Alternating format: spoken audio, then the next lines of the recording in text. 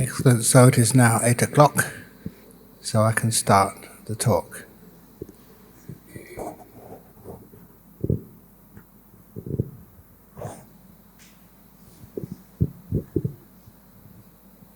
So personally, coming on a retreat like this, the first couple of days I need to find out how you are, how your meditation is, and how the best I can contribute to guidance. Many of you have been to other teachers before. Many of you have had your own practice for years. So I'm loath to repeat what you can read in the suttas or in the Vinaya. I prefer to add to what is there in the teachings of the Buddha, to enhance it, to be able to take it deeper, to make it easier for each one of you. When I say to make it easier, I keep on saying that meditation is a very easy thing to do. Basically, it's learning how to do nothing, or rather nothing doing. And what can be easier than that? But we always tend to interfere somehow or other. And often we look at meditation just like we look at getting qualified for a career in medicine or in engineering. And so we go from grade 1 to grade 2 to grade 3 to grade 4, and we always want to go to the next stage. That's why many people ask, this is what I've already experienced, what do I do next? And to me that very idea means there's something fundamentally misunderstood about meditation. And so to make it quite clear how meditation works, and what we do, and really what we don't do. Years ago I developed a simile of the 1,000-petaled lotus.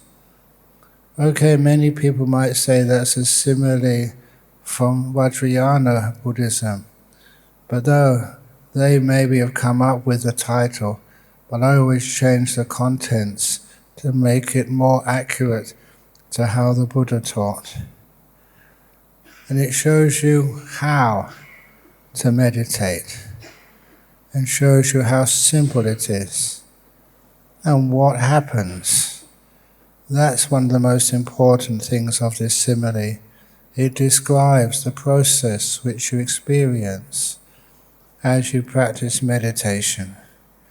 It describes these states as landmarks, not things you attain, but things you get to and pass through, and so you can understand exactly what is happening. And it also gives you a great foundation for insight, both in empowering your mind, freeing it from 5 hindrances, and also giving you some, I always say, data, experiences, which will challenge the usual way that you regard yourself and the world.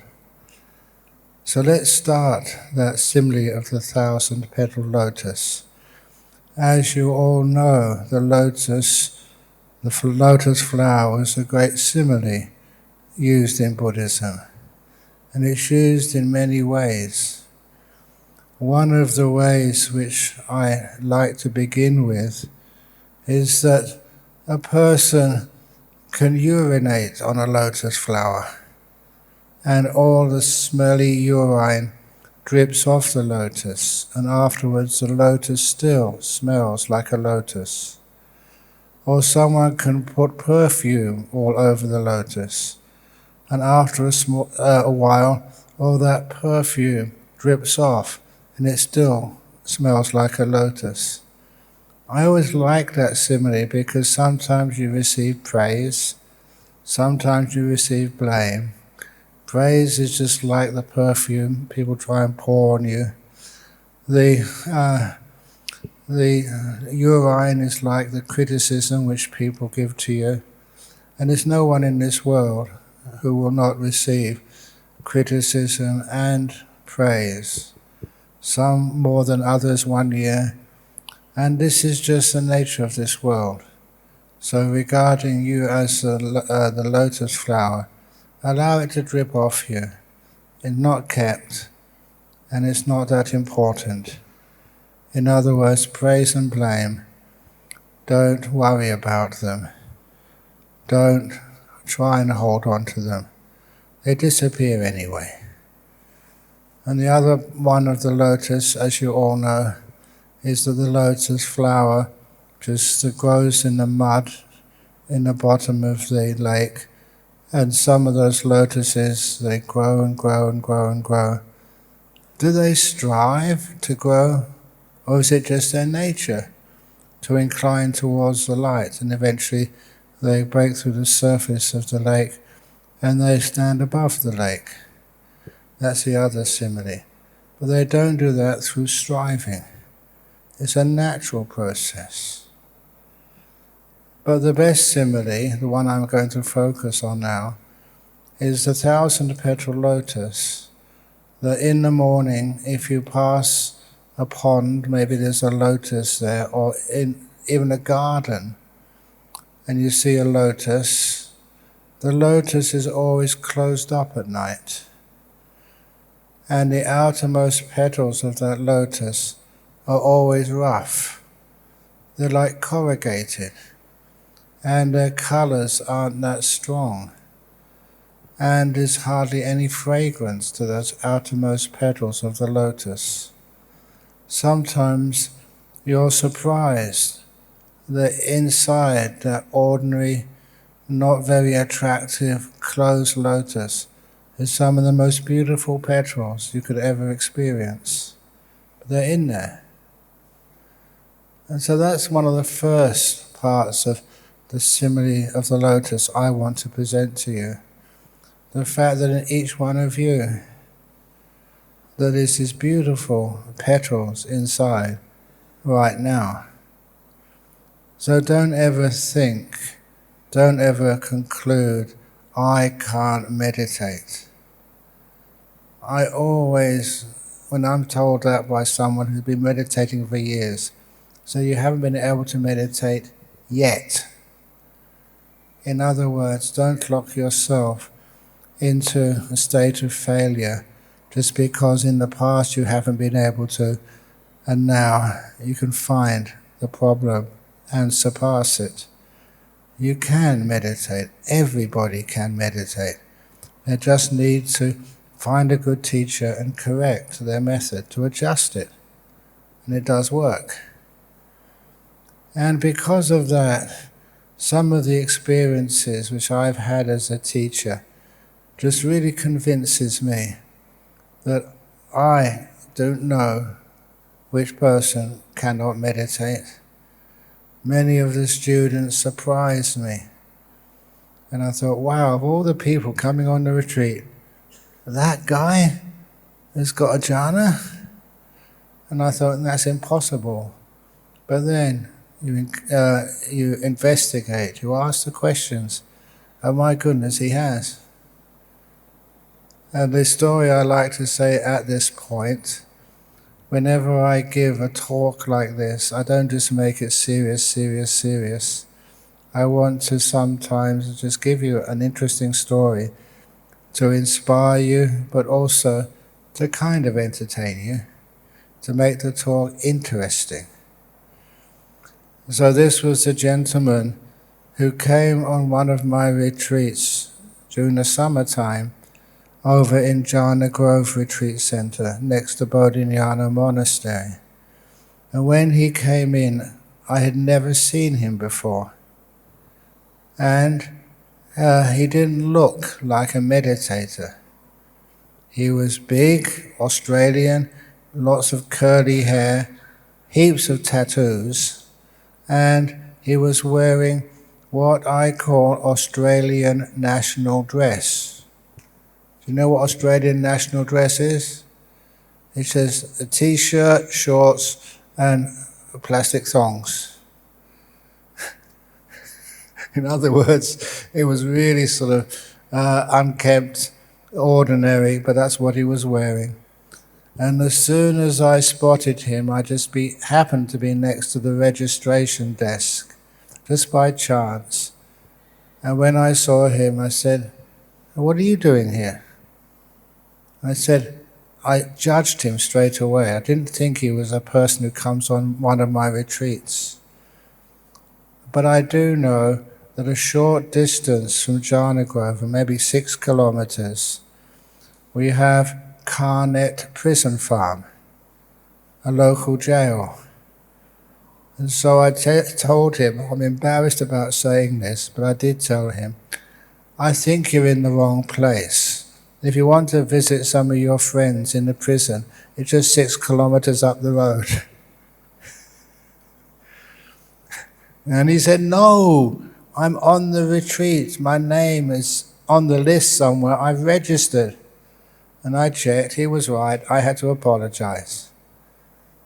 But the point about that event was later on, when he came for interviews, then he started saying how his meditation was being experienced. And then it's very rare that I get amazed, but he really amazed me. He was saying, this I experienced, and then this happened, this is how I felt. And it was a real, true jhana, a first jhana. And now if any of you get a first jhana experience, it is huge. And I'll tell you why it's huge. One of the things which the Buddha said to describe the experience in first jhana, what's it like? One of the things he described it as Sambodhi Sukha. And if you know your Pali, that should give you goosebumps. Sambodhi, you know what that means? That's enlightenment. It's a big thing. It's not just having some fun or having some joy, like I tell a silly joke and you laugh. This is not real sukha. This is Sambodhi Sukha. Huge. And so anyone who has experienced a real jhana, that Sambodhi Sukha is so great. That's why it's impossible to sleep the next night. It just can't be done.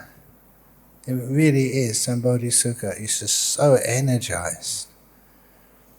I don't know, because some of these things I've never taken, like Red Bull. You know what that is? Those caffeine drinks, supercharged. Some things which young people use to stay up all night messing around. This is not that type of energy. This is much stronger than that energy. And this is beautiful energy, totally kusala. So this is the experience you have. It is huge, it's mammoth. And this is what a first jhana even feels like. And there's another 3 to come yet. This is just a taster, the aperitif. So these come huge amounts of happiness. And when the Buddha gave it that description, it's not Sambodhi, it's not enlightenment, but it has a taste. And that itself is great to experience. So when this guy came and described what he'd experienced, and I just had to tell him that is amazing. And I do not acknowledge people's deep meditations easily. In fact, that one person wrote a book about meditation and deep meditations. I don't agree with all of it, but nevertheless, one of the things he wrote in there, the fellow who authored it was this fellow called Lee Brassington. And when one of his chapters was that if you want to have your experience verified, you want some expert to actually to tell you, yes, this was a jhana, or no, it wasn't. He actually had a league table of people you can go to authorize your attainments. And the number 2 on that list, the second hardest monk to get authorization that yes, you have had a jhana, the second in that table was the very famous Burmese monk Pa Auk Sayadaw. I think many of you have met him or know about him. I hope you have. But anyway, the top of the table, you do know. That was this Australian monk called Ajahn Brahm. I was the toughest monk to get verification that yes, what you've experienced was a jhana. That's why many of you, if you're not sure, go somewhere else, otherwise you might get disappointed by asking me. But nevertheless, I saw even this first-time meditator. He just came and he managed, it's hard to say why, he pressed the right buttons, did the right thing, and he managed to enter these jhanas. I do know of another, even young boy, who got into a jhana, and he didn't have any teacher at the time. You know him? Yes, you do. His name was Siddhartha Gautama. He was a 6-7-year-old kid sitting under the rose apple tree. He could do that, but that was because of his past lives. And also maybe this guy too. I wondered, what is this ordinary Australian doing with lots of tattoos and lots of hair and badly dressed? What is he doing getting such good meditation first time? And he wasn't exaggerating, it was real. So what it told me is inside each one of you, you're like a lotus flower. On the outside you can see the rough, unfragrant, uncoloured petals on the outside. They have to be like that because they protect what's happening inside the lotus. To protect it from the wind. And it's appropriate the last couple of days here on this hotel on the south coast of Sri Lanka, in the beginning of monsoon season. You can see just how powerful the elements are here. I mean, I'm talking about the weather. Hard winds. If a lotus flower is enjoying this, it has to be closed off. It has to be protected because the inside petals are far too vulnerable. So you have this lotus, ordinary lotus, and how does it open up? You all know that in the morning, when the sun rises, when the sun shines on that lotus, slowly, that lotus outer petal starts to open out. Only when the warmth and light of the sun hit that lotus leaf can it open out. And once that outermost lotus petal opens out, that allows the light and warmth of the sun to strike the next layer of petals. So they receive the warmth and light of the sun, and they can open up too. And then the next layer of petals, and then the next, and the next, and the next. 1,000-petaled lotus takes a lot of sunshine, its warmth and its light, to fully open up. And that is the simile for you. How do you open up to see what's deep inside of you? It's the light of mindfulness and the warmth of kindness. And what, just for marketing purposes, and I say this not to make money, but to make it clear what I'm talking about, I invented a new word, kindfulness. Changing the M on mindfulness to a K, to make it kindfulness, to make it really important that mindfulness without kindness is not powerful enough. It is not stable enough. If you add that kindness to the mindfulness, that is very potent. I did mention, I think already, a couple of days ago here, I believe, that when I once was looking for something to inspire myself and also inspire others, when you're teaching others, if you're tired, then you don't get a good delivery, don't get innovative ways of teaching, and it sends everybody else to sleep. So that was that one evening. I was giving a weekend retreat. I've been working extremely hard. If you've been working hard and are tired and you go on a retreat, that's one difficulty. If you have to teach the retreat, that's that difficulty doubled or trebled. So I had to inspire myself and find a way of teaching which would inspire myself and inspire others. And my goodness, that evening I succeeded. I decided, that was the first time, I decided to innovate by combining mindfulness of breath with kindness onto the breath, with metta onto the breath. Put them both together. So instead of just doing mindful meditation, instead of just doing kindness meditation, metta, put them together. Practice mindfulness and metta on my breathing.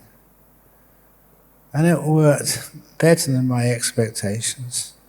I thought it'd just be something to keep me awake. But it was more than that. Once you put the loving kindness onto your breathing, the breath was so easy to watch and became so beautiful. I've often seen that. You give kindness and care to like an injured animal. That's more like karuna, but I'm quite loose the way I use those words, metta and karuna and mudita. They're all like this beautiful loving kindness, giving and receiving, from the object which you're focusing on. And as I was giving this loving kindness, onto my breath, it was, even though I was tired, exhausted, it was the easiest thing in the world to watch. This little breath coming up, give it so much kindness. It was sometimes like an injured bird who, through the storms, gets a wing broken, and you can very softly pick it up without injuring it anymore, without making it feel afraid. And see if you can heal it. See if you can, without scaring it, make sure that its wing isn't broken. If it is, to take it to a vet to reset, and see if you can bring that little bird back to life. It's already alive, but see if you can make it safe again. Have you ever done that? Please do so. The practice of loving kindness is how we generate loving kindness. The practice of karuna is how we generate it.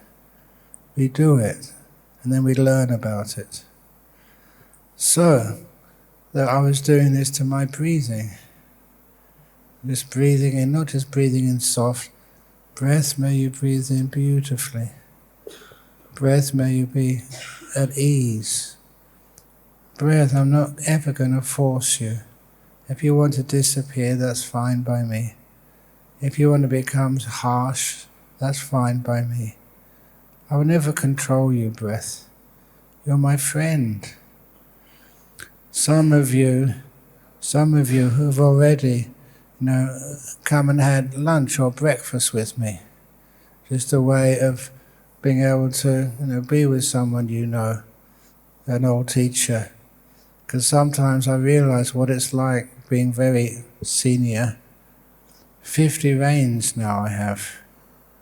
And I often wondered, what is the right way of addressing somebody with 50 reigns retreat? When you have 10 reigns retreats, you're called a terror. 20 rains retreats, you're called a Mahatera. 30 rains retreats, no one ever told me what you are called, so I decided to call myself a Megatera. After Tera, Mahatera, Megatera, that seemed to make sense to me. And after 40 years, I decided Gigatera. I thought that was appropriate to my tendency to tell funny stories, a giggle terror. And after 50, please correct me if I'm wrong, after 50 years as a monk, you're a terror.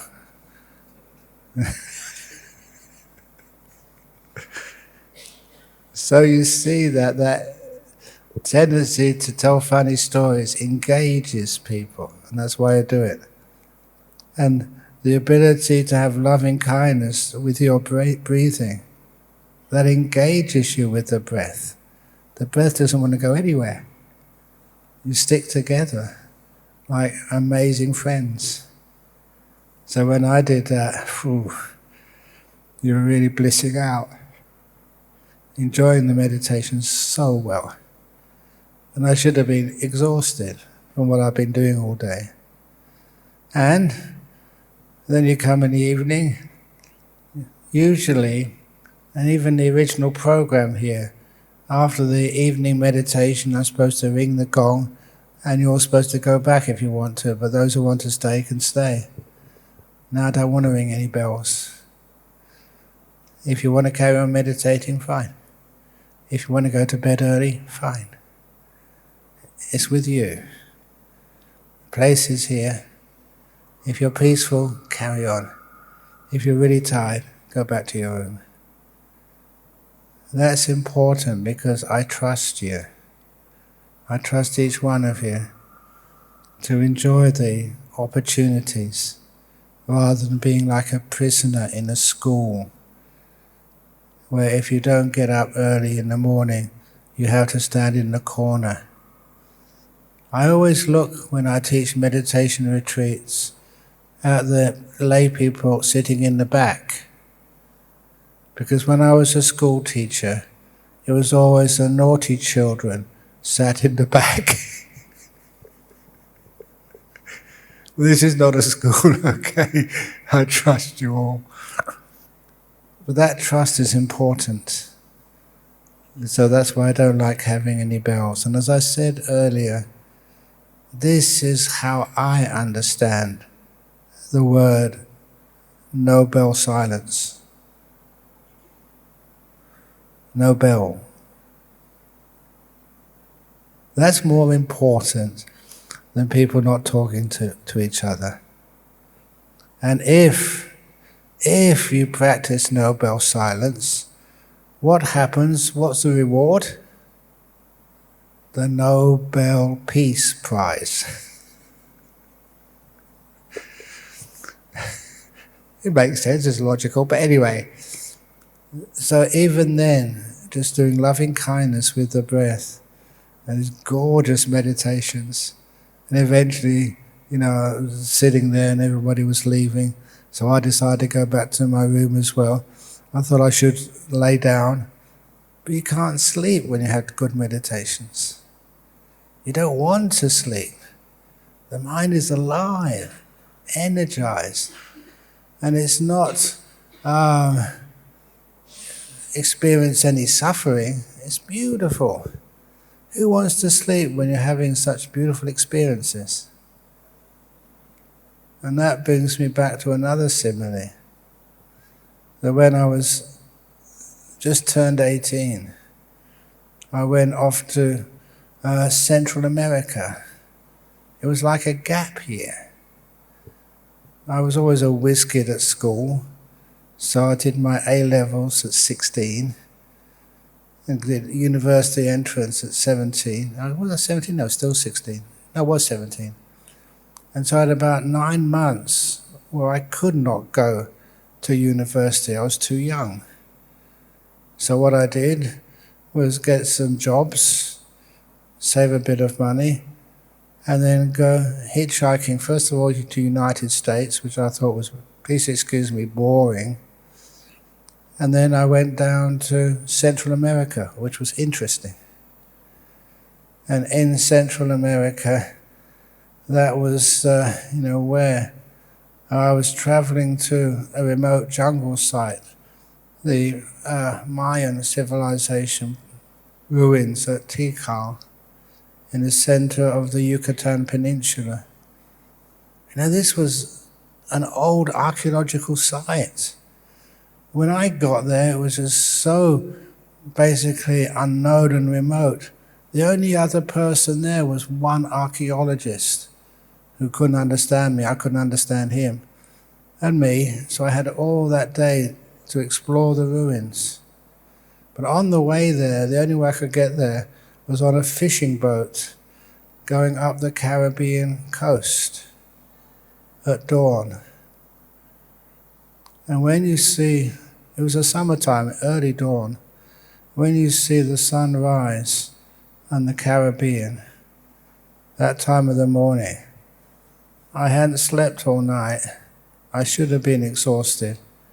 It was so beautiful, so inspiring. There's no way in the world I could sleep. We were just watching it. I would only see this once in my life. I'm not going to miss this. And that I record throughout my monastic life. If you are enjoying what you're experiencing, that overcomes sloth and torpor so easily. So that's one of the reasons why, if you start to have this huge access to piti sukha, there's no way you can sleep, no way you want to sleep. You can lay down if you wish on your bed, but you can't sort of drift into sleep. You're always aware and awake. And that was what happened that night. So I found out the amazing results of what happens when you start to access the piti sukha in the mind. You can't sleep. You don't need to sleep. You're really healthy. You catch up on sleep later on when the bliss and the joy start to disappear. But for that time, there's no problem at all. So anyway, when you want to test these things which I say out, how do you meditate? You, the lotus. I know many of you have gone quite deep into that lotus. Some of you just starting. Some of you think you haven't got anything inside that lotus of yours. You have. All you need to do is to let it open out, and you'll be dumbfounded. In Australia we have the word gobsmacked. I don't ask me to explain what that means. It means like astounded. This can't be happening. My goodness, it is. And that really gives me inspiration too. Because many people keep asking me, is it still possible at this time, even in a Buddhist country like Sri Lanka, that people can still get Uti Manusa Dhamma, still get psychic powers, still get paths and fruit, still get enlightenment, the full works? And of course the answer is yes. Okay, that's what Ajahn Brahm says. Yes, well, prove it. You prove it. You do that. And once you know how it works and how it's done, you don't waste so much time anymore. So here is you. You're closing your eyes, starting your meditation practice. This 1 hour, 2 hours or 3 hours. First of all, don't give it a time slot. So I'm going to meditate for an hour or half an hour or 5 minutes. Just let go of time. See what happens. Because sometimes what happens with people, they sit down there and they come out of meditation this evening. They miss lunch, they miss the afternoon, everything. And they never regret it. It's one of the best afternoons they've ever had. And you can't predict that beforehand. So what we usually do if ever you do become a really good deep meditator, what you should do is say, well, I've got to give a talk this afternoon at, say, 3 p.m. So you tell yourself, you close your eyes and say, I'm going to meditate now. I must come out at 2:45. I must come out at 2:45. I must come out at 2:45. That's what you tell yourself. You brainwash yourself. You program your mindfulness. You give yourself clear instructions. And then you can try that. And my goodness, it always works for me. 5 minutes, actually closer than that, usually 2 minutes either side of the time I set. That's when you come out of meditation. And that's how you can be kind enough to do your duties to others. I think I don't know if it was here or one of the other places where I taught, even on this visit to Sri Lanka, to tell about that Vietnamese monk. Was it here or was it? It was here. Yeah, okay. 8 days he meditated for. I mean, meditated meant really meditated. It was like a block of ice. Not ice, actually, it was warm. But didn't move, didn't drink, didn't go to the toilet, didn't breathe, didn't say anything. Just sat there for 8 days on a retreat. People saw that in Sydney. And afterwards, when he opened his eyes, he apologized. I'm sorry. I never made that resolution to come out in time to give you a talk, starting 7 days ago. And what I also love about that story was that the people who were at that retreat, they never complained at all. They said it was inspirational to see that what meditating teachers talk about is possible. They do it. You see with your own eyes. So anyway, when you close your eyes, what are you experiencing? And this is one of the reasons why I request of you, don't just go looking for your breathing. Don't just, this is my meditation object, this is what I'm going to watch. I encourage you not to do that. Instead, this is this moment right now. So put your attention right now in this body, in this mind, what's right in front of you in this moment. And be kind to it. That's the mindfulness and the kindness to wherever you happen to be. And then what happens next?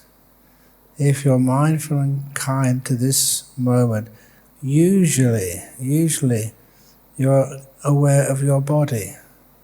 I don't know about you, but my body is wearing out now, 73 years, 74 years soon. That's kind of getting old.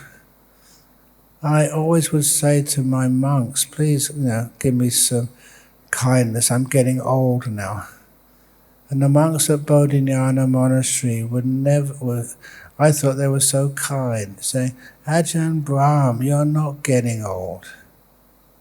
I thought how cute that was. And then they added, you're not getting old, you're already old. But it's only just fun and games. So you have aches and pains. So what do you do? When you start meditating, you have aches and pains. You have to move here, move there. This is what you experience. Please be kind to it. Now is the only time you ever have. And you're being aware of what's right in front of you in this moment. And if you can do that, you'll find this moment gets very soft and peaceful. The kindness takes away the worst of the irritations. And as it does, and you stay in this present moment, you stay with this body, It's as if all those other things you have to do in the world kind of open out and you're going inside of it. The first layer of petals opens out. And then you have how this body feels in this moment. And you can distinguish the petals in many ways at the beginning. One of the things which you'll distinguish is your perception of time. So what happens next is the petals of time, past and future and present. The petals of time kind of open out. So you just go inside of time. That's where I say that we perceive the present moment. And you're kind to it. And that's why it stays. A lot of times people ask me, what if you have a lot of fear? Maybe, that you are got a bad cancer and the doctor says you only got a little time to live.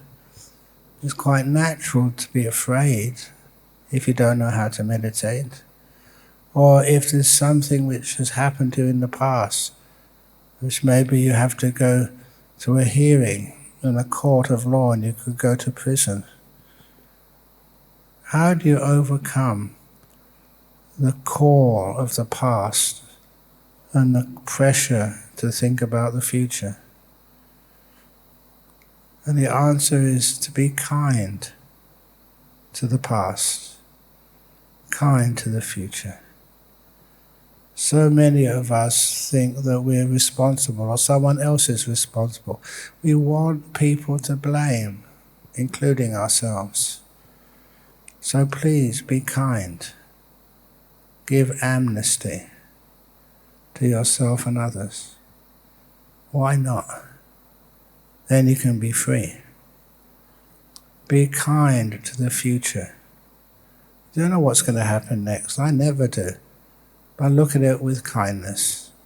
It's much easier to let go of fear and trauma when you're kind.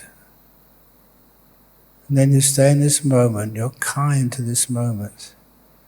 You deserve to be free from the past and future. And then when you are kind in this moment, that starts to become what we call mindfulness. Many people in the West have made mindfulness an industry. So much so, there is a professional definition of mindfulness.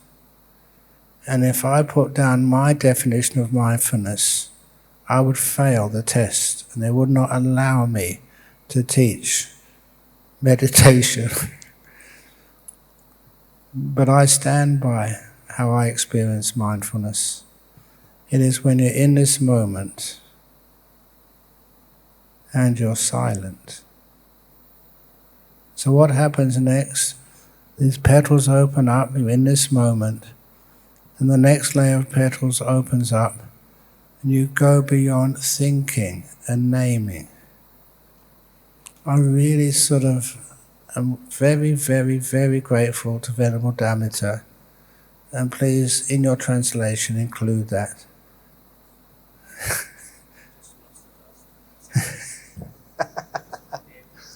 Yeah.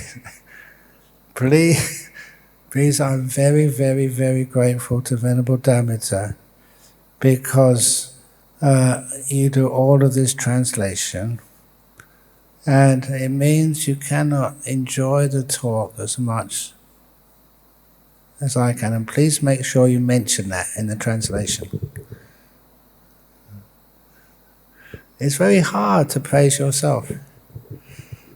Why not? Anyway, so because of that, when you're in this moment and you're silent, that's when you are really mindful. So as the lotus opens up, beyond past and future, beyond the body, beyond speech, in that silence.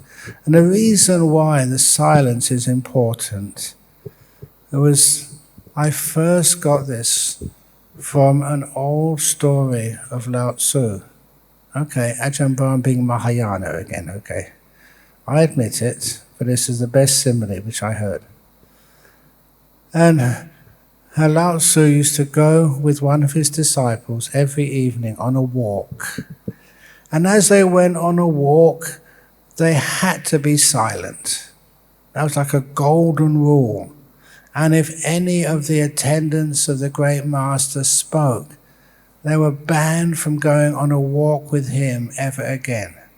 So one evening, a new disciple, a young man, was accompanying the master on a walk, and they got to a ridge in the mountains about sunset, and the sunset that evening was magnificent. It was awe-inspiring.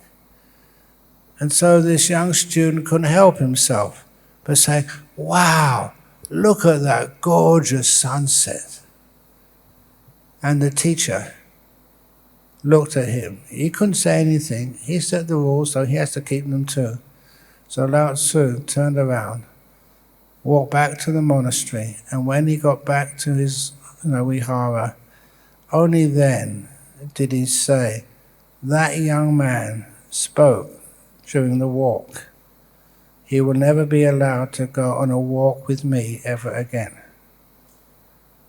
And the other friends of that young man said, "That's a bit cruel, that's a bit severe. It was a beautiful sunset. What's wrong with saying, 'What a beautiful sunset'?" And this response from Lao Tzu was why I tell the story again and again and again.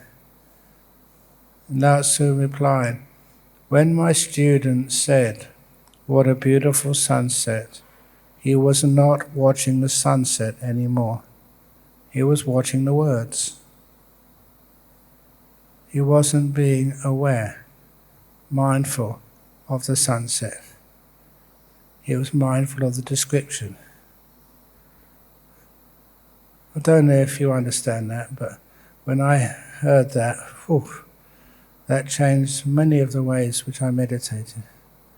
I never wanted to disturb the awareness by trying to make a description which only captured a fraction of what I was experiencing.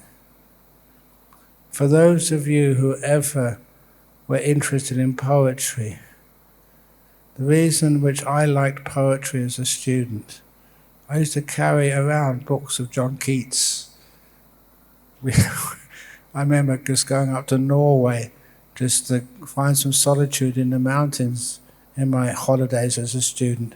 And I met a couple of Americans there, and they were majoring in English language, and they were amazed. I had a book of what they were supposed to be studying, a book on John Keats, and they said, "Are you an English major as well?" "No, theoretical physics."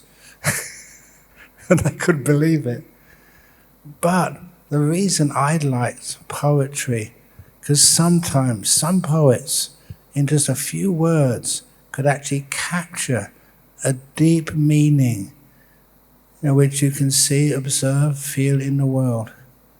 And they can do that with words. It was like they were incredible photographers of language.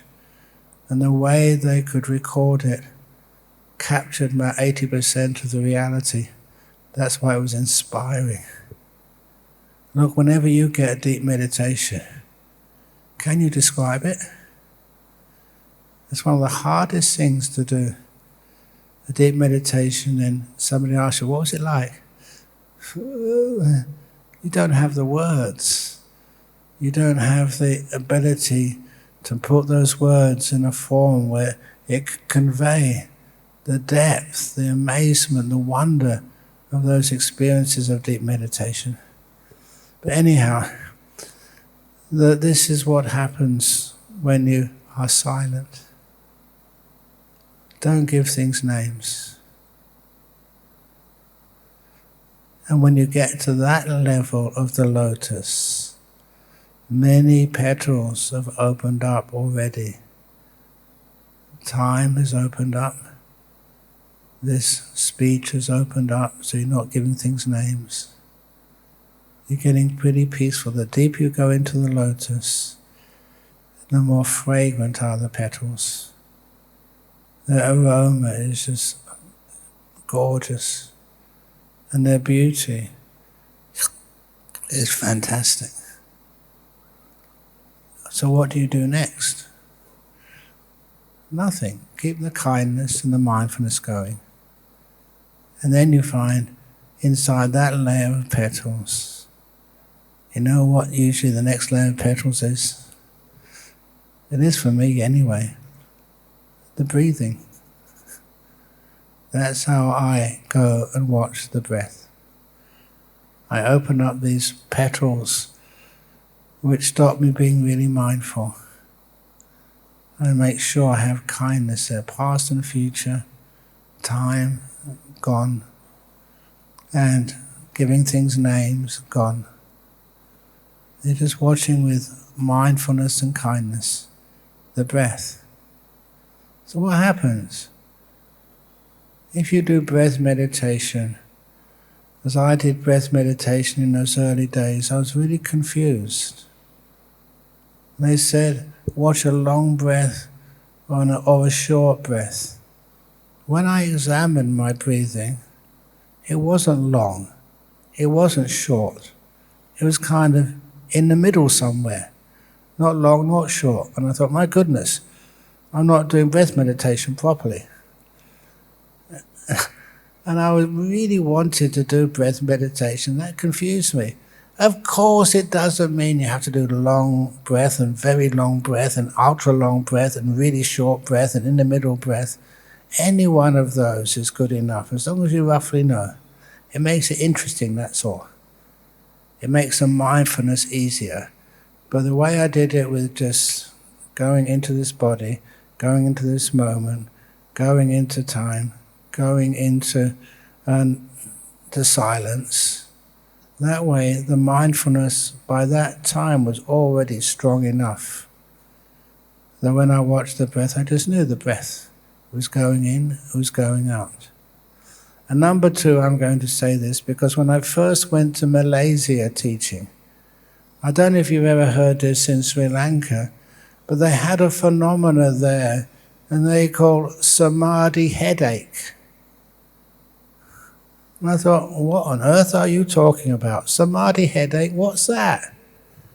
I'd never heard or experienced samadhi headache before.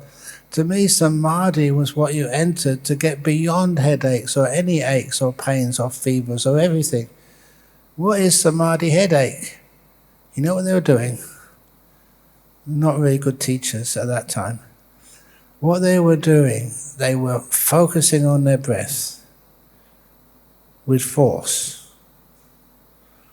And now I'm going to do my usual demonstration. I'm going to show you what's happening by taking off my glasses, my spectacles, and meditating on my breath with my eyes open. I hope you're not too far away to see what happens.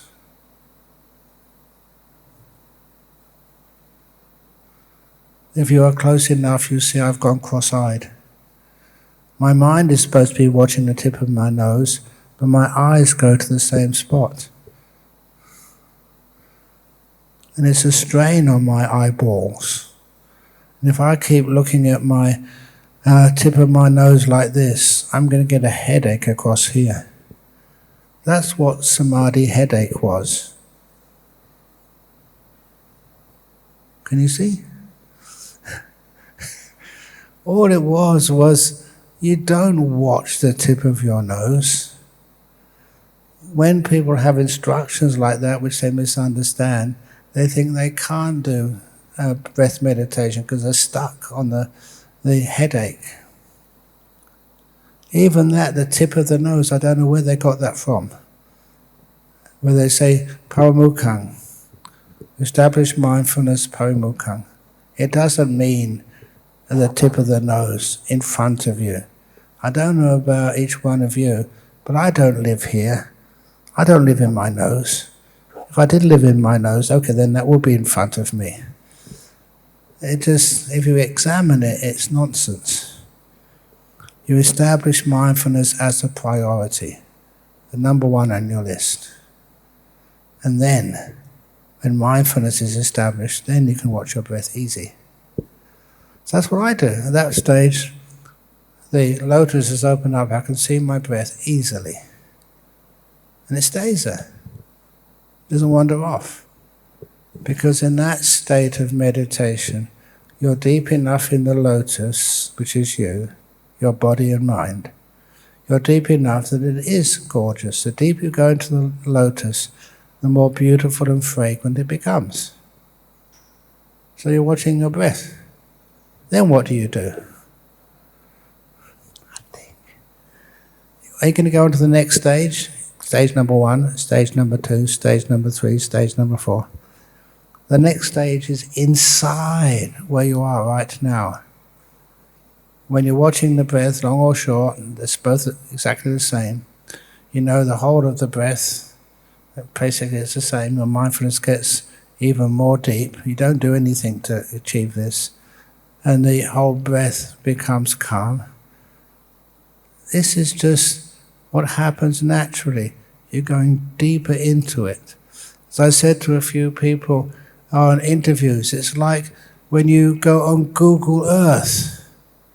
You Google Earth to this hotel. I did do that once when I was in Perth. Where am I going? 'Cause I should be quite smart enough. Where are they taking me to this hotel? I've never been here before. Is it really a hotel or is it a military camp?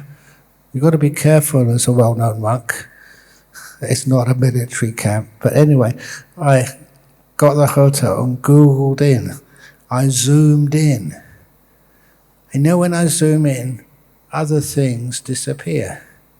They fall off the screen. And that's when what you're doing when you're doing breath meditation. You can see the breath and other things on the outside fall off the screen. Have you never experienced this when you're meditating? Maybe some noise outside, maybe a highway, or maybe there's a storm because it's the monsoon season. And when you look at where you are now, the breath, you kind of zoom in and all those other sounds recede from you. They get more distant and you can hardly hear them. That's what we mean by going in. You never can go on to the next stage. And so you can experience your breath and you go inwards, always inwards, never on to the next stage. It's never, if you ever feel you want to ask the question, what should I do next? You've already made the big mistake. There's not next. What are you doing now? Go deeper into whatever you're doing now. So you're watching the breath, deeper in. And keep on that path of going deeper in. More layers of petals will open up. And the next layer will be so much more beautiful. So when you go into the breath, you get to the 5th and 6th stages of Anapanasati. As you go deeper into the breath, it becomes really beautiful. The Piti Sukha with the breath. And this is how the mind is experiencing the breath. Oh my goodness. It's 9 o'clock. Okay, so that's part 1. Part 2, coming tomorrow. Otherwise, poor Venerable Dabbita has to translate so much. How long did that seem to last? For me, it was 5 minutes. I can't believe it. It's actually 9 o'clock now. That's what happens when you go into the middle of time. And time loses its meaning. Like when you meditate, you go right into the center of this moment. Piti Sukha has to come automatically. And you go deep into, you don't go anywhere. You go deeper into where you are. And you go deeper into your lotus. and becomes more and more beautiful, more and more easy. And then when meditation is easy for you, that's when you really start to bliss out and get into nimittas and jhanas. But that's coming tomorrow. Sadhu, sadhu, sadhu. Oh, is that okay? I'm really concerned that I'm speaking too much, too fast. Okay. Okay.